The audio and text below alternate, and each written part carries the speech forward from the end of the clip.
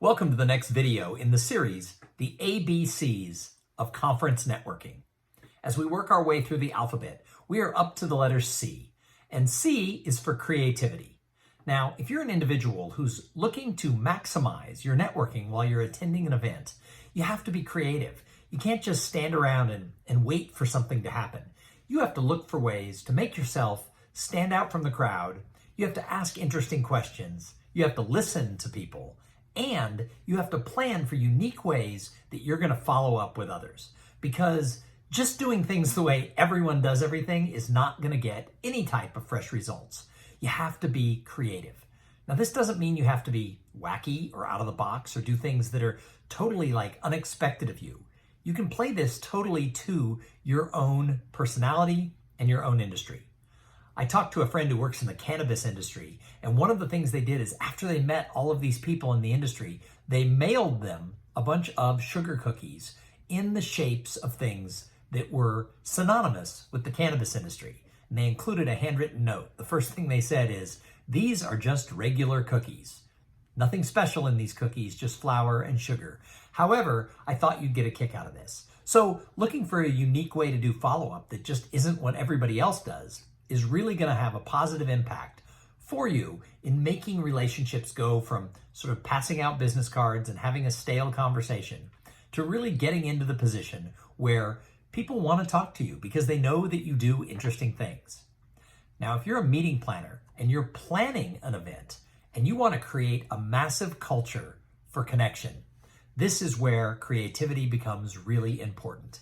If you want the conference networking at your event to be different, to be better, to be impactful, you need to get creative in everything you do around the event. You need to be thinking about who are the speakers that we're hiring?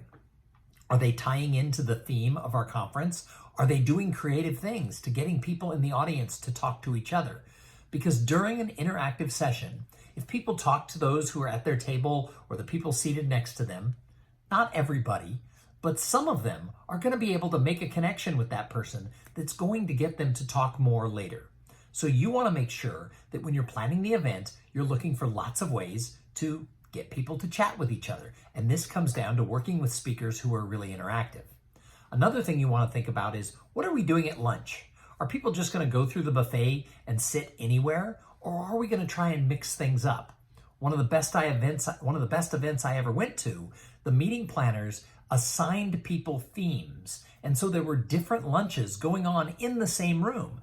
In some cases, they had Mexican food, and sometimes Chinese food. In another area, they had Italian food. Another place, they had burgers. And when you came in, you could pick what food choice you wanted.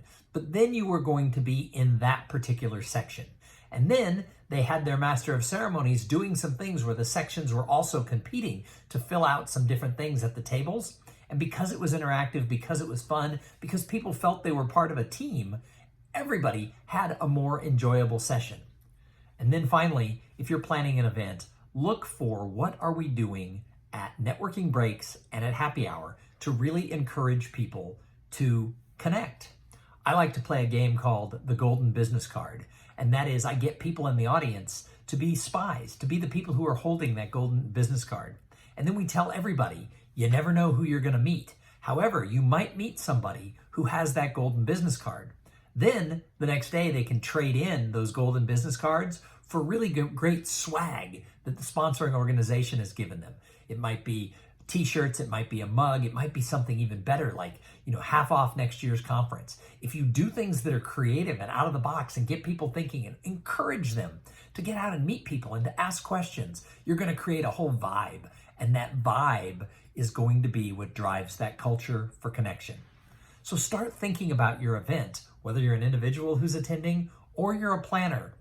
Start thinking long in advance. What can I do that's going to be just a little bit different? How can I make networking a creative expression of who I am? And how can my organization create an event that's going to allow everybody to connect and thrive?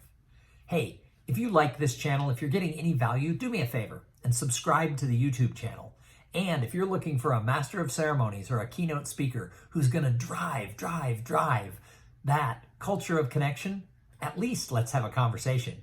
You can find me at thomsinger.com, and I'd love to share more ideas with you about how you can make your event awesome.